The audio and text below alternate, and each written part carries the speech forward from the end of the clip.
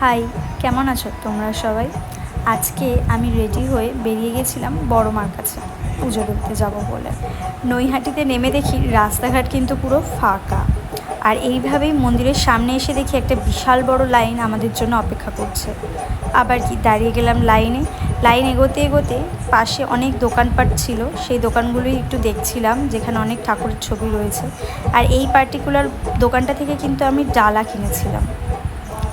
তো এখানে ডালা কেনা হয়ে যাওয়ার পরে আমরা লাইন নিয়ে এগোতে এগোতে এবারে আমরা ভাবলাম যে বোধহয় আমরা মন্দিরে পৌঁছে গেছি, কিন্তু না, ভেতরে ঢুকে দেখি আর একটা বিশাল বড় লাইন আমাদের জন্য অপেক্ষা করছে।